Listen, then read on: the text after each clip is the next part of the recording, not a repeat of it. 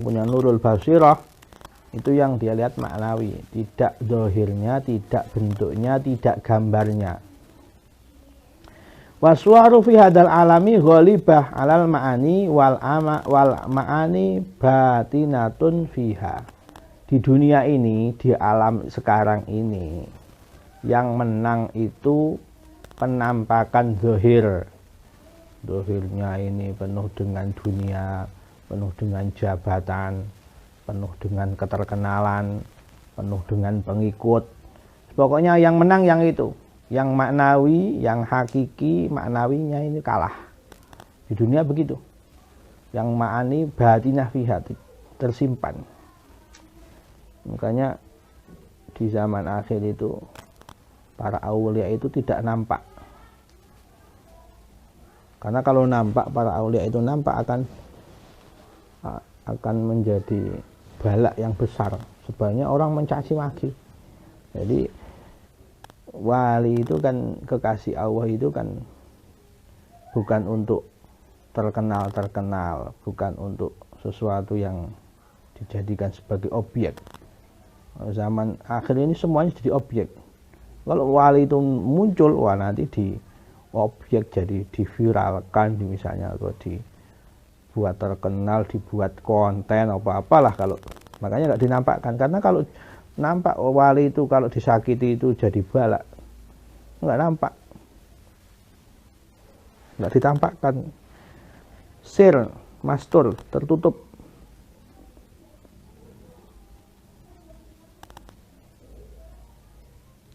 Ada yang mengatakan wali terakhir yang menampakkan karomah itu Mbah Hamid Pasuruan. Itu Mbah Hamid sudah menyampaikan, guru saya Mbah Mun itu wali yang mastur, yang sir.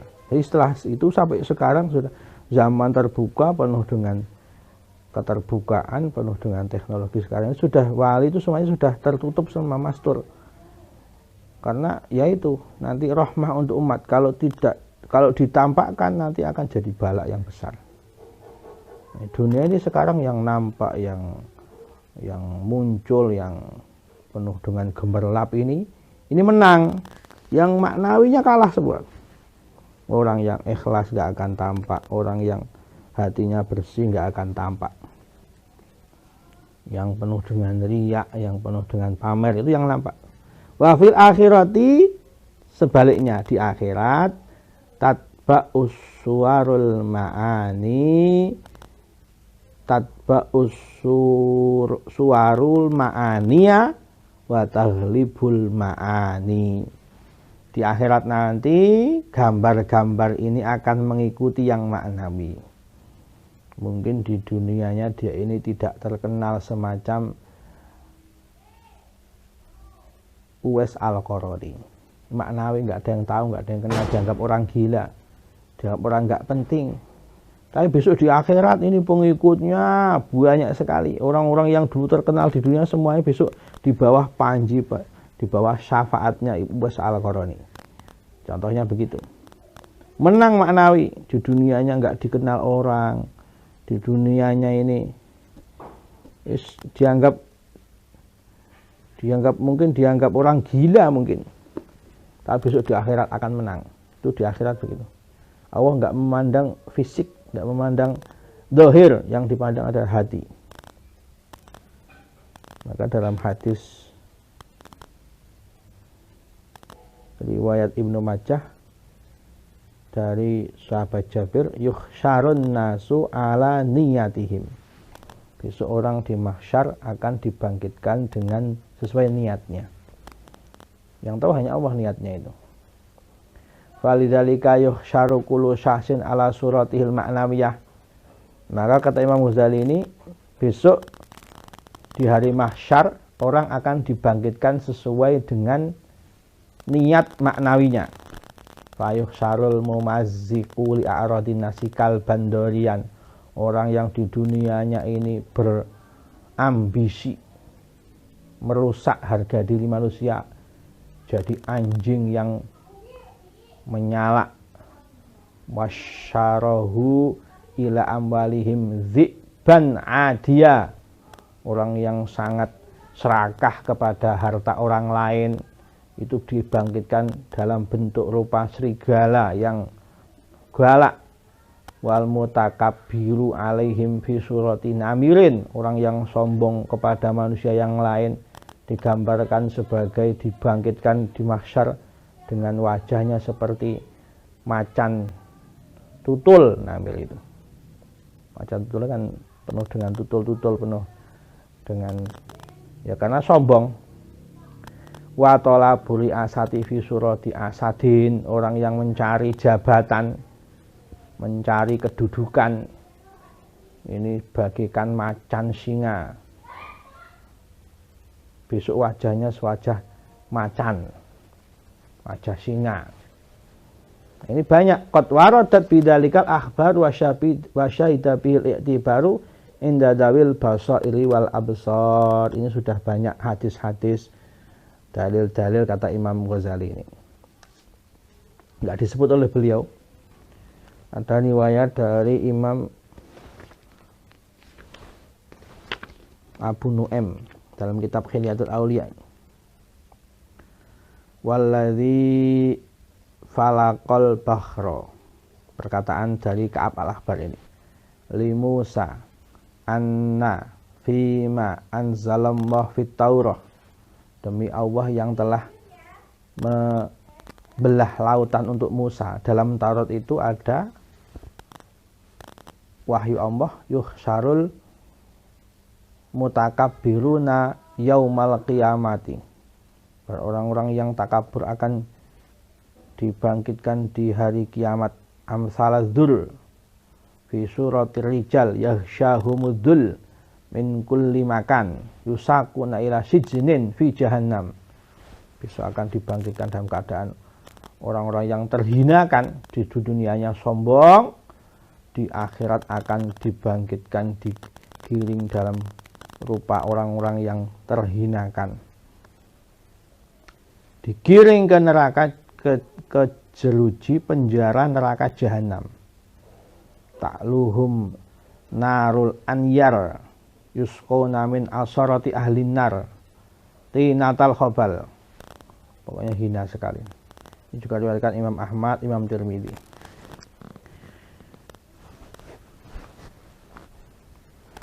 Fa'in kulta kam min talibin, ini bahas kemarin, orang kalau nyari ilmu harus bersihkan hati, bersihkan akhlak. Nanti dia akan dapat ilmu yang betul-betul nafi', yang manfaat. Ilmu yang betul-betul ilmu, bukan ilmu hanya pandai berdalil dan bercerita, bukan.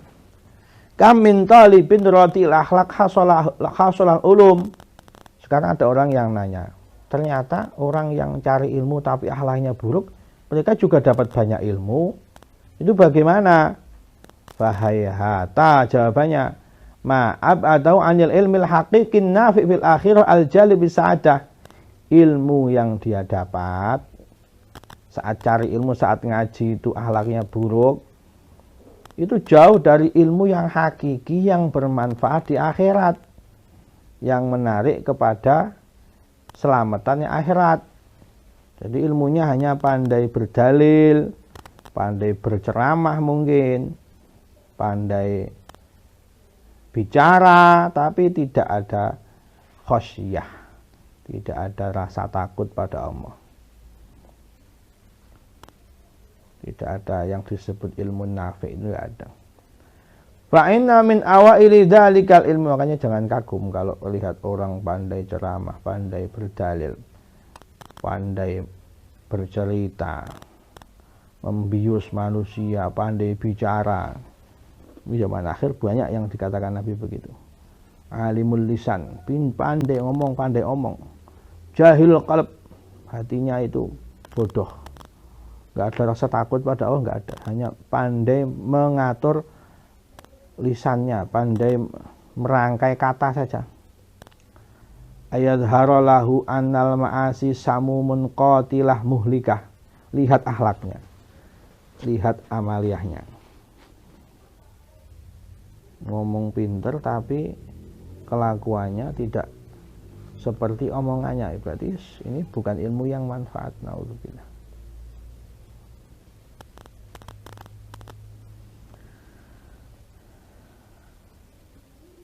Yang akan nampak adalah maksiat. Itu perumpamaannya adalah racun yang membunuh. Maksiat ini racun yang membunuh. Wa hal ra'aita man yatanawalu summan ma'almi qaisuman qatilan. Sebagaimana kalau kamu lihat orang punya ilmu banyak tapi ahli maksiat, akhlaknya buruk, itu ya bagaimana orang yang sengaja ngambil racun membunuh, sengaja minum racun, itu berarti hakikatnya seperti itu. Innamal ladzi tasma'uhu minal mutarassimina hadisun yalfaqunahu bi alsinatihim maratan wa yuraddidunahu biqulubihim ukhra. Yang kamu dengar dari orang-orang yang pandai bicara ini, lisannya merangkai kata-kata, itu di hatinya penuh dengan tarodud, bertentangan hatinya itu, hanya ngomongnya lisan saja. Lisannya itu penuh dengan tarodud.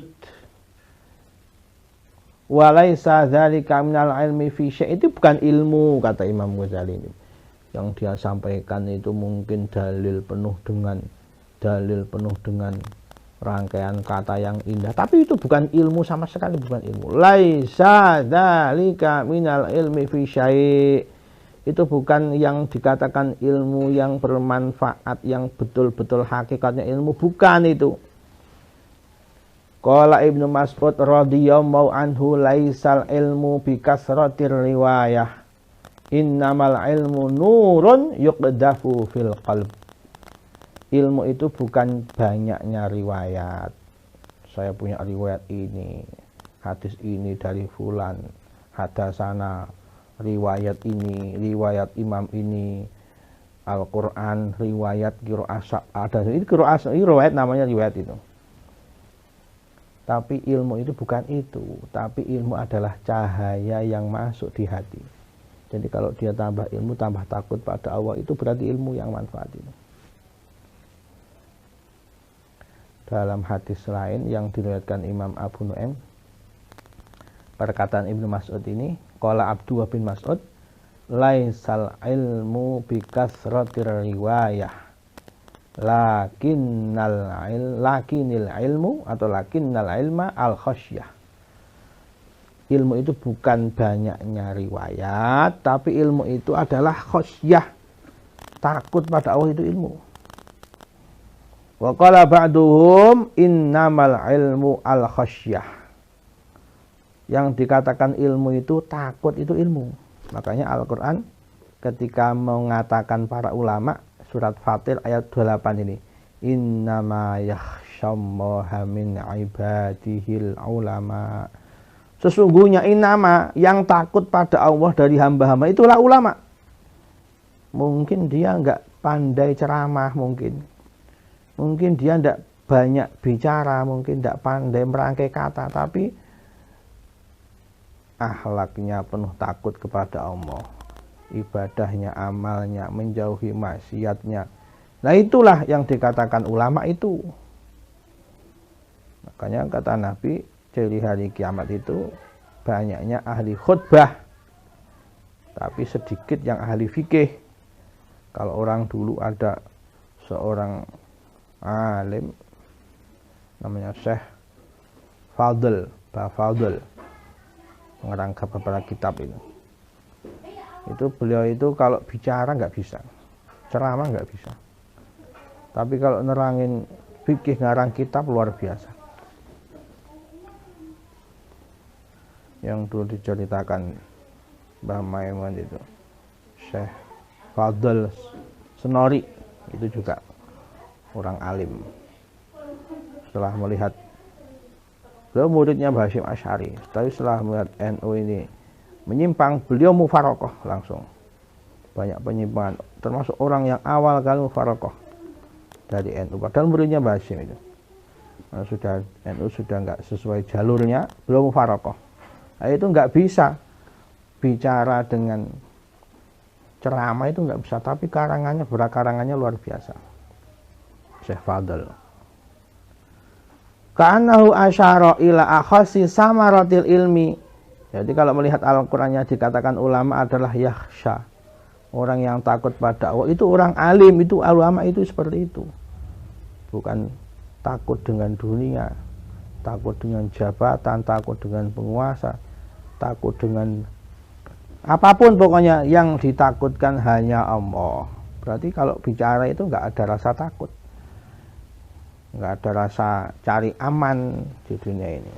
Cari amannya akhirat. Kalau dia nggak menyampaikan ilmunya, nggak bicara sesuai dengan apa adanya agama ini, itu takut nanti di akhirat bagaimana pertanggungjawabannya ilmunya. Itu ulama seperti itu. Kalau ulama masih milah-milih, ini kayaknya menguntungkan, sampaikan.